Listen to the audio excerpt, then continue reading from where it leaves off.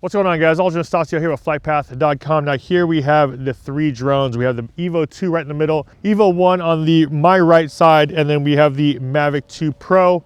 I want to do a little hover test for these three drones. Right now they're all rated to have pretty significant amount of flight time. The EVO II, of course, is rated at 40 minutes, and that's the main one we want to focus around here. But the Mavic 2, we know that has about 20, 25, 30 minutes of flight time, as well as the EVO I. The idea here is, of course, just to have something to compare them to, besides just flying it by itself. Now, of course, when it's rating it at 40 minutes, the idea behind that is that it's actually going to be moving at a very slow pace, which extends that length of time or extends that hover. Here, I'm not able to do that. I'm not able to fly at a really slow, consistent pace on all of these. So this is just gonna be a basic hover test. Of course, things will change as you fly. The harder you fly, the more battery you're gonna consume. So this is just a basic hover test just to see exactly where this one sits at hover compared to these other two drones.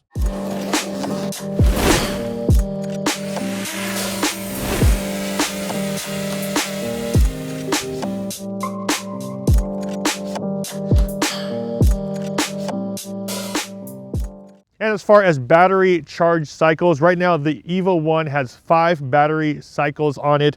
The EVO II has 4 battery cycles on it, and my Mavic 2 Pro has 11 battery cycles on it. I actually borrowed this battery from a friend of mine.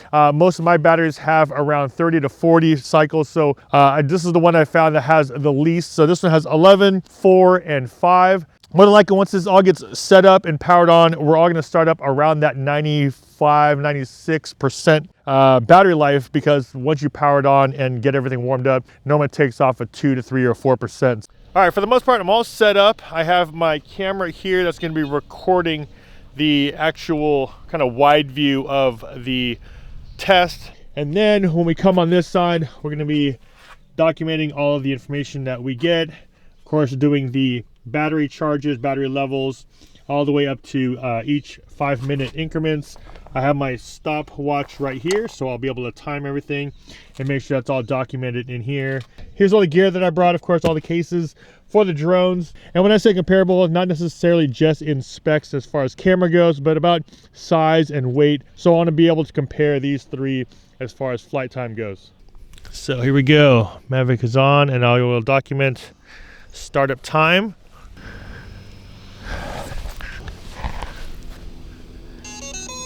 Here we go.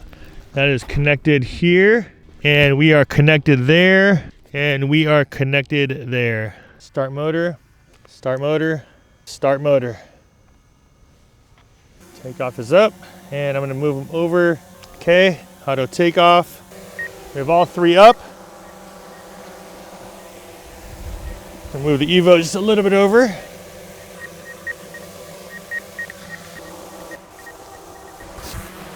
So right now we're about 7 minutes, about 6 to 7 minutes in. They're all still about high 70%.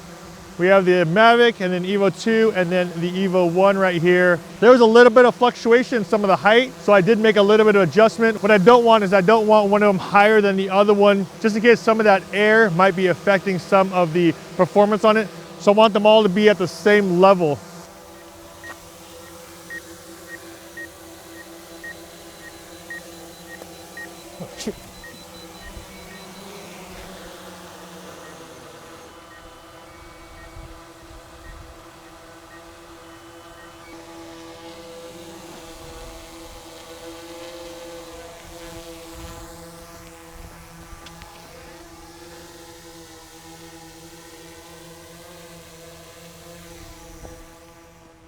And there you go.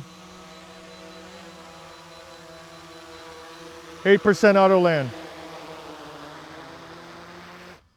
Now it says 8% is left on the battery, and then it also says flight remaining.